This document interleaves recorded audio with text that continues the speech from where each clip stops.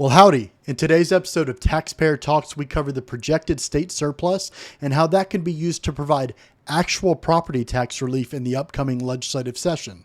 We talk about the recently passed and purposely misnamed Inflation Reduction Act and its impact on Texas taxpayers.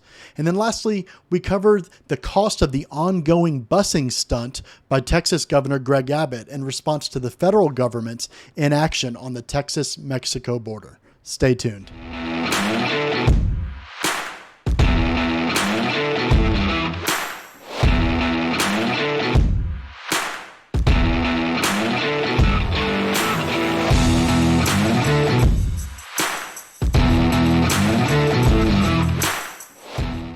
Hello and welcome to Taxpayer Talks with Texans for Fiscal Responsibility. I am 𝗧𝗔𝗫𝗣𝗏, President, and this is Jeremy Kitchen, our Executive Director. How you doing, Jeremy? Howdy. How's it going? It's going good. So this is our first podcast. I think we should briefly talk about, why we're starting the podcast and what we're seeking to accomplish with it, Jeremy. Sure. I think ultimately, right, we just want to take very complicated issues and kind of roll them up, things that are important for Texas taxpayers to know, right, on a week-to-week basis, roll them up and talk about them, obviously kind of give our commentary and take on it, since we try to pay as close attention as possible to these things on the local, state, and federal level, and just try to say, hey, this is why it's relevant to you, the taxpayer, right, as best we can. So. Yeah, absolutely. I think, what I've learned talking to taxpayers is it's hard enough paying attention to local politics and state politics, much less things as monotonous as the budget or property taxes. And so this gives us an opportunity to kind of condense down an amazing amount of information and give it to taxpayers in a short format where we can understand exactly what our state and even the federal level is doing. Yeah, right? I'm excited about it. It should be a lot of fun. Yeah. Well, how's your week been? What have you been working on? Everything's been good. I've been trying to kind of wrap my head around. So as you know, right, the state budget process has kind of kicked off a little bit. You have the Legislative Budget Board currently asking agencies, right, what it is they think they should be funded at this next legislative session. So kind of getting prepared for that process to really start off. And then, as you know, right, and we've been speaking around the state. And so I was in Webster last week or the week before, and we talked about things like property taxes, the legislative process, the free market enterprise versus, kind of collectivist or socialist ideas. So that was a lot of fun. What about you? Awesome. I've been working on, I just finished an article talking about the school rating system and how we have decided to remove our D and failing grades, and now they are not rated. So we are not really sure what they're doing there. I do have a speaking engagement coming up, True Texas Project this weekend. I'm speaking on Friday night. I believe we're doing the certification class, and then Saturday morning we are presenting about capitalism and socialism. So if you're in the DFW area, I believe it's in Coppell, you can check with the True Texas Project website to see times. And then I believe Monday I'm going to Bonham with Convention of the States, and I'm going to be speaking about the legislative process and speaking on my experience and time in the legislature as well. All right, Jeremy, well, let's get into some articles. Look what's going on in the state and on the federal level. First up, we have a recent article written by Texans for Fiscal Responsibility. Abbott, of course, I believe he was in South Texas, and he forecasted or said that he is expecting the biggest property tax cut in Texas history. Now, the article I wrote kind of talked about, we don't really know what that means, but the bigger thing we really need to talk about is the idea of this surplus, the state surplus, and what exactly our legislators are going to do. Could you explain kind of what's going on with the surplus, Jeremy? Sure. So I think first off, right, we should say that any state surplus is an overcollection, right, of Texas taxpayer dollars, right? Like kind of start from that premise there. Obviously, the state budgets, right, on a biennial basis every 2 years, since they only meet once every 2 years. So taking that all into account, right, the state comptroller, Glenn Hager, has now multiple times kind of given an update as to what he projects, right, a state surplus to look like. And all of those times, that update, that projected surplus has grown more and more, or larger and larger, if you will. And it's at the point now where he's projecting that it's potentially $27 billion, basically over the baseline of what lawmakers allocated last go around. And so the assumption there, of course, bringing you back to what you talked about for Abbott, right? He spoke in, I think it was the West Texas Legislative Summit out there, and bringing it back to that, the assumption, right, is he didn't give a lot of details that he would be using some segment or portion of said surplus to either provide a tax cut or to buy down a portion of property taxes, if I understand correctly. So. Yeah. So, for those who aren't familiar with the history of what has happened with the surplus, at the end of last legislative session in 2021, the comptroller was estimating, I think, around $8 billion. Right. In the fall, I think he updated it up to about $13 billion. And very recently, in July, I believe, he came out and said $27 billion in surplus. And when they first announced that $8 billion, we started talking about how we should use this entire surplus for property tax relief. Right. Back in the, I believe, second special, it was Representative Tom Oliverson who had a bill that would have taken 90% of ongoing surpluses and pay down on school M&O compression rates until they are zero. So this would basically statutorily tie legislators' hands until we were able to eliminate the M&O, or the maintenance and operation portion of the school property tax. We love the bill. We supported it. We're hopeful that he brings it again. But as the surplus has grown, from our standpoint, it's like, hey, we can really make a dent in property taxes this go round if we were to use 90%, or even we would advocate 100% of that, because it's not even the government's money, it is our money. Like you said, they're not a for-profit business. They are nonprofit. They are a state entity.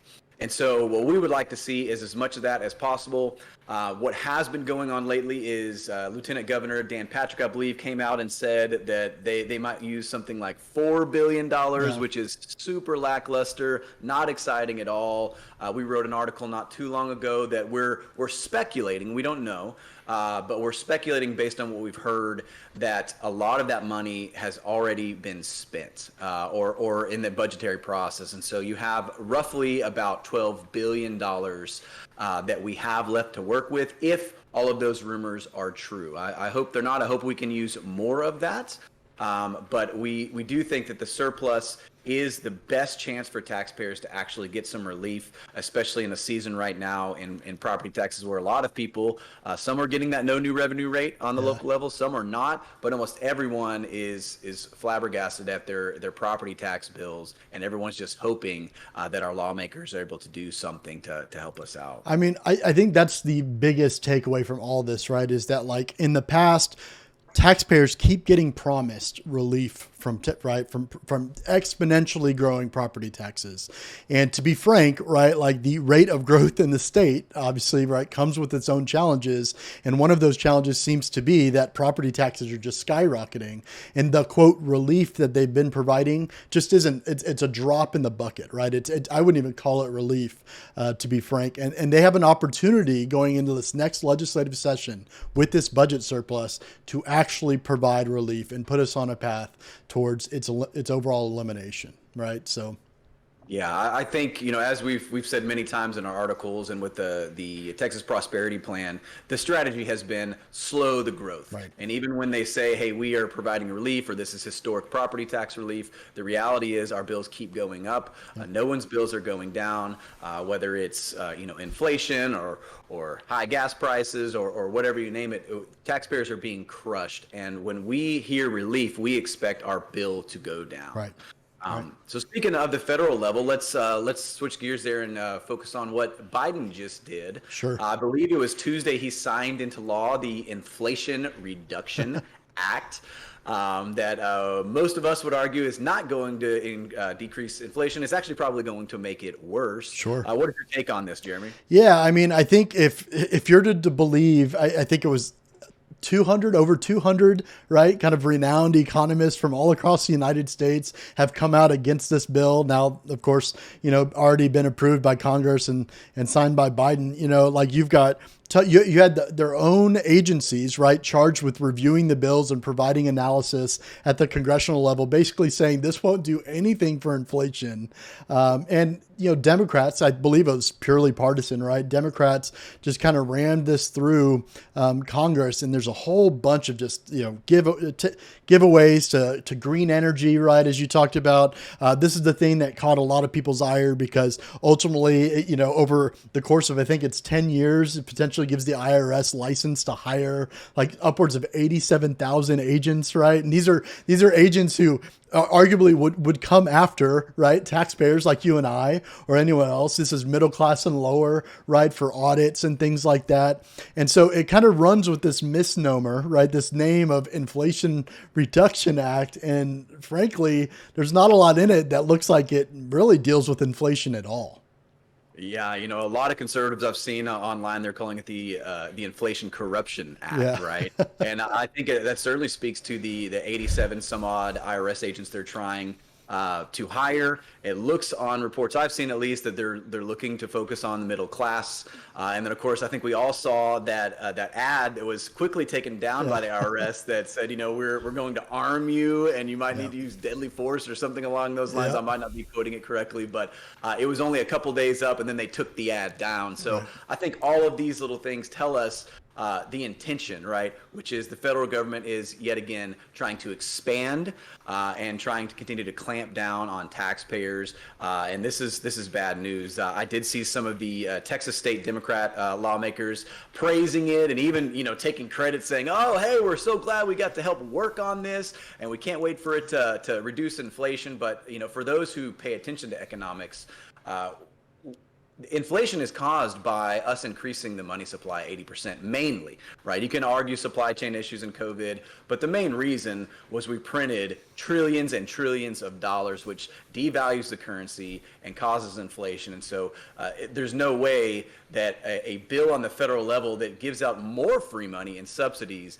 is going to do anything to bring that down. If not, it actually might make it worse. We'll see. Sure. I think most people would agree with the argument that if you want to prevent the chief cause of inflation, you actually get government out of the way. You don't need them, right, to get further entrenched and involved in it and come up with excuses to spend more money, right? Spending is what got us here in the first place. It's the reason our grocery bills are higher and higher. It's the reason that gas prices, right, have just generally gone up.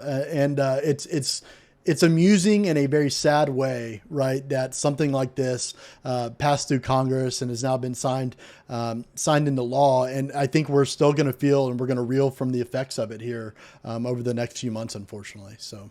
Yeah, absolutely. We'll see what happens. I did last thought on this. I did see the article where Ford, added $8,500 to their electric vehicle right after it was signed. So it's like the corruption is unbelievable, quite honestly. But speaking of federal and state problems, you actually recently wrote an article talking about Abbott. And we recently had a report come out that said, there's $1,400 to bust these immigrants out. You want to expand on that and talk about what the article is about? Yeah, sure. I mean, like if you're a Texas taxpayer, right, odds are you are concerned about the ongoing border security issue, right? I don't think you can necessarily ignore that. You might not know, however, if you haven't, like most mainstream media doesn't seem to necessarily be covering it in this way, but Governor Abbott's gotten a lot of notoriety over the last few months. He started in April, right? This kind of policy of busing volunteers, right? It has to be noted. You have to, if you're a migrant who has come over the border illegally, you have to volunteer to be put on a chartered bus, right? Paid for by taxpayers. And those buses initially were only going to Washington, D.C. And then ever since kind of the rescindance of Title 42, right, or the Remain in Mexico policy, that has now expanded beyond Washington, D.C. to New York City as well. Well, okay, that sounds great. And a lot of kind of boisterous, political positioning that comes with that. But man, wouldn't you know that costs $1,400, upwards of $1,400 per bus rider, right?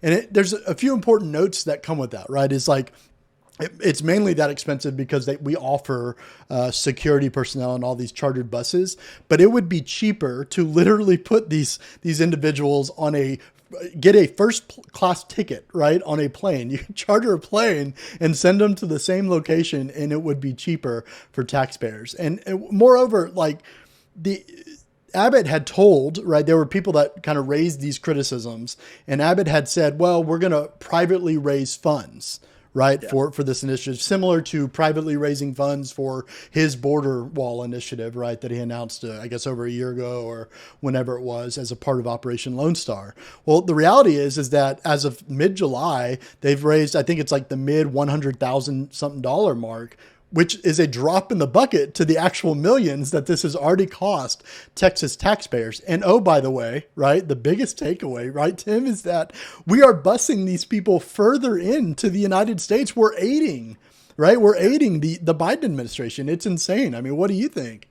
Yeah, I mean, I think there's a lot of conservatives out there who they see this act of political theater from Abbott, and they think, hey, he's doing something. He's owning the libs. We're sending the illegals up there. But the reality is, and I think most people saw these stories, is the Biden administration were sneaking illegals all over the country in late night, midnight planes. Anyways, they're disseminating illegals all over the United States. So really, what Abbott is doing is he is helping the Biden administration push illegals further into our country at Texas taxpayer expense. Yeah.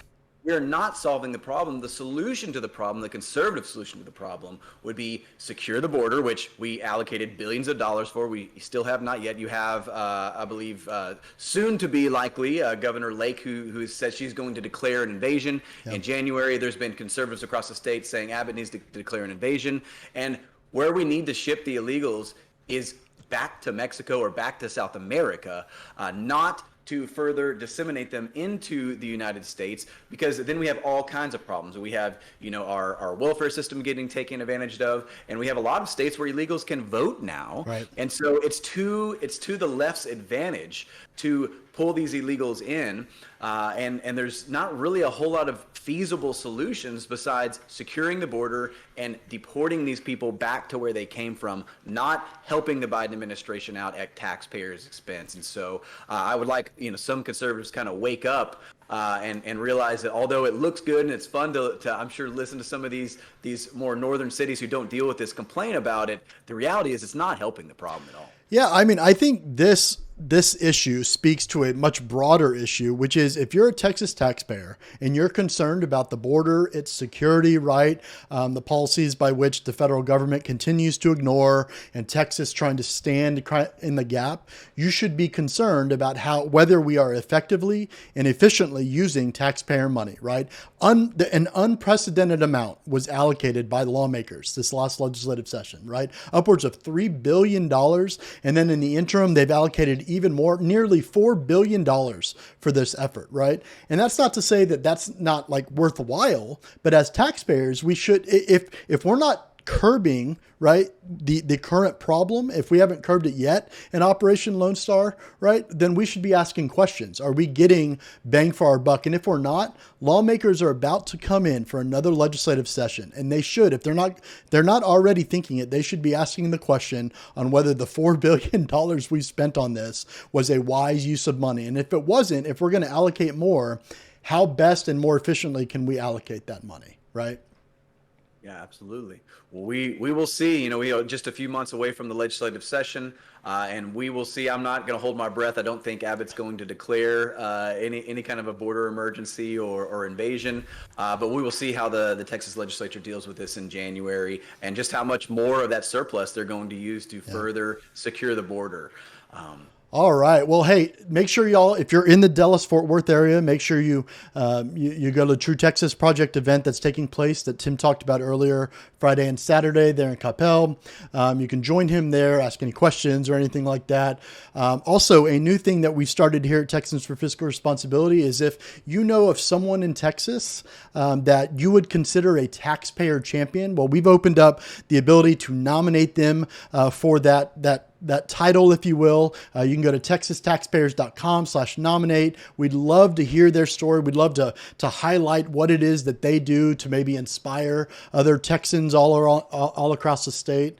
Of course, make sure to follow us on social media. So if you're not already, follow us on Facebook and Instagram at Texas Taxpayers, and then on Twitter at Texas_Taxpayers. And then, of course, you can also stay in the know if you're interested in the email. We do a weekly email called the Fiscal Note. It goes out on Fridays. It's jam-packed with information, just like we covered today, that's important to Texas taxpayers. You can find that at texastaxpayers.com/subscribe. And then we talked about it very briefly earlier, but if you have not reviewed and looked at our Texas Prosperity Plan, it's our 3-policy plan that we're hoping lawmakers will kind of run with this next legislative session. It deals with banning taxpayer-funded lobbying, eliminating the property tax, and then freezing state spending. So make sure you check that out at texastaxpayers.com/TPP. All right. Well, that is our first taxpayer talk in the books. Be sure and check back with us. We will be having these every Thursday at 5:30. So we can't wait to see you next week. Y'all have a good one. Take care.